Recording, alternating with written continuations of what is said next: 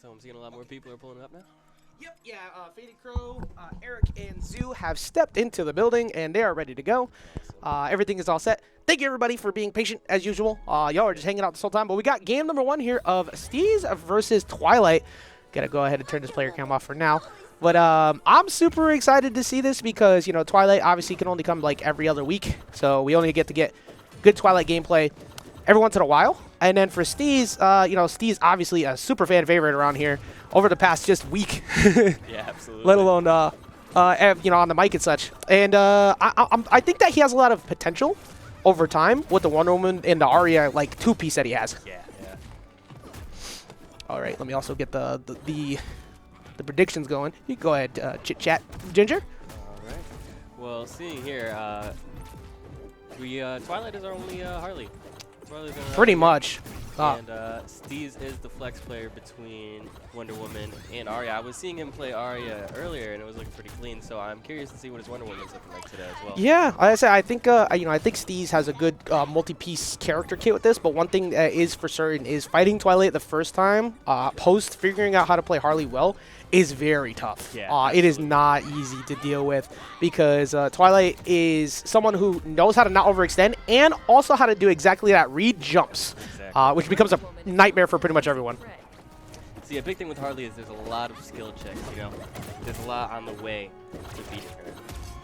Yeah, and, you know, like, kind of dealing with Sarah, dealing with the setup, dealing with the reverse hit in there becomes a problem. But of course, you know, Wonder Woman doesn't really believe in getting pressured because she has up E or up special. I'm in Smash mode still, so it's very, very difficult to deal with. But this is also difficult to deal with too. Even post the attack decay, you still get stuck in it and take a neutral attack at the end at minimum. Yep. I feel like Steez is going for the bread and butters, right?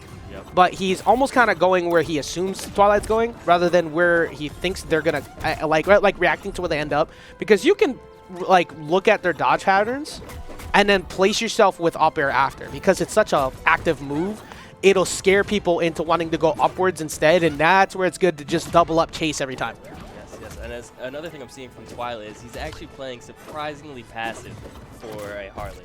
Which I'm liking a lot because he's finding his openings and he's striking when he can open and when he can get that counter attack. Yeah, also funny enough, literally as I was talking about delaying that up air, that's when Steez ended up doing it. So it seemed like Steez picking it up and gonna get the Lasso of Truth. Solid job positioning for that. And 106, that is a decent amount of damage, but it's completely doable considering the weight of Harley plus the KO power of Wonder Woman.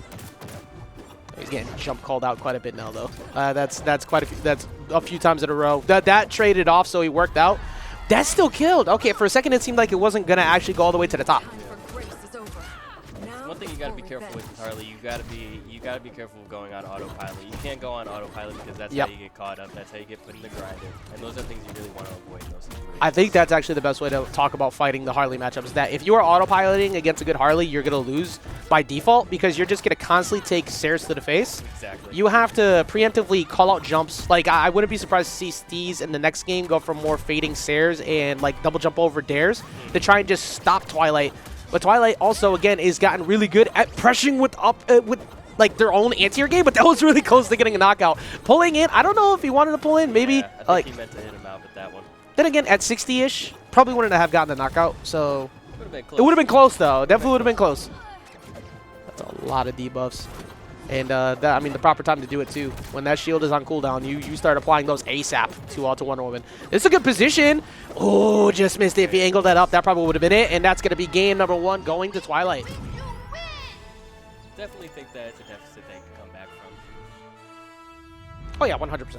I think pretty much everybody in this building has the potential to make a last-second comeback. We've seen it time and time again from pretty much everyone. Like, doesn't really matter where they are. I've seen many solid comebacks. I mean, hey, even the casters still make comebacks, like myself. But I haven't really been playing the past like week and change, so I was taking a break.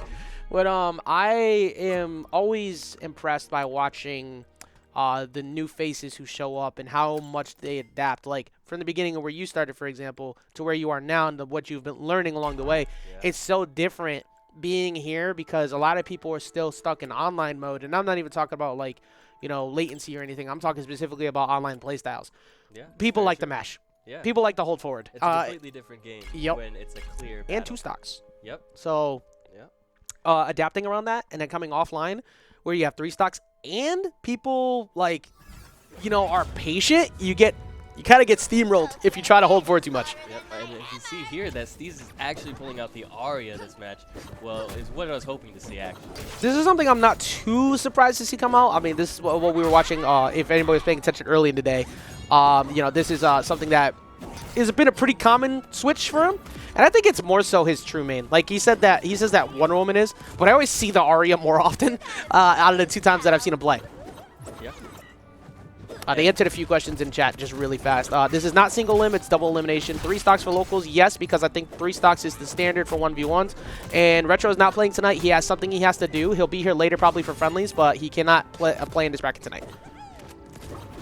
And as you can see, it's actually turning tides quite a bit. I do not think that the switching from Wonder Woman to an Arya is very common for a lot of people. It's 2 completely different play styles, actually. Yep, and that's the big things. They're both kind of like vertical based. Of course, Arya getting the changes now, but you're going from like one of the heaviest characters, one of the best defensive machines, while also having a good point, to another one who says, "I'm gonna hit you once and you go away." Exactly. And Harley's one of the few characters still who, if you get that right there, the double up into up air, that can usually knock out. But as we saw, not enough just yet. As you can see, Steez playing a much tighter game this time around. Definitely waiting, playing more patient, waiting for the openings to come up. Yeah, try to keep it passive. Keep it simple. Don't overextend. As Twilight too, you gotta all you're doing is looking for that. Once you get to this range, it's kind of similar to like when you watch Batman's or Shaggy's in that window. They start kind of getting anti-air happy. That move is massive. So when you start jumping over the ton, eventually it's gonna find its mark. Especially Arya being so light, it's those up airs are very dangerous. Yeah, I still think that Steez is playing this significantly better, but as you can see, Twilight once again is very solid at just playing a passive game, not going crazy, and kind of keeping it simple. And also shout out to J Mafia with the 89-person rate. Thank you so much, brother. I appreciate you. Appreciate you.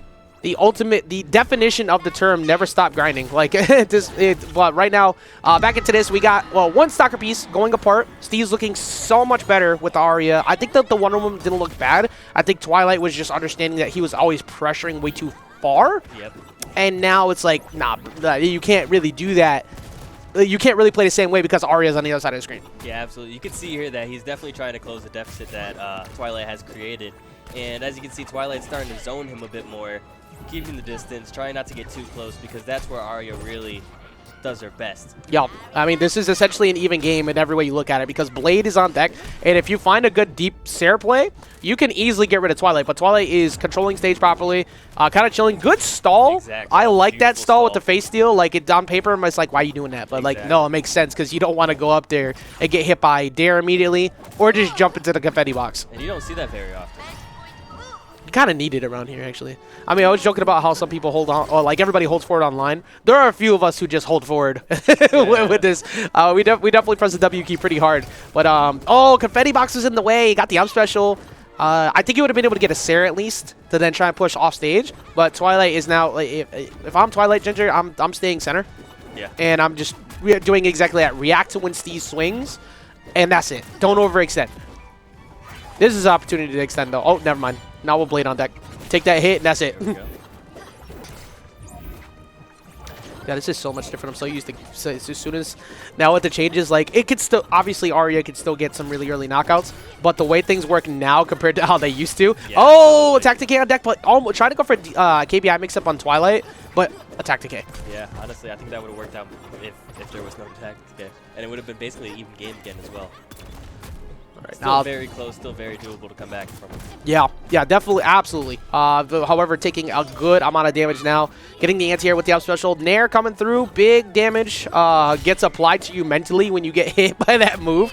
It should be it. Yeah, that's going to be it. Even after that, even if that didn't knock out outright, there was so many resources that were taken away that you were pretty much in a spot where you're probably going to get knocked out regardless, because you could have just been able to chase.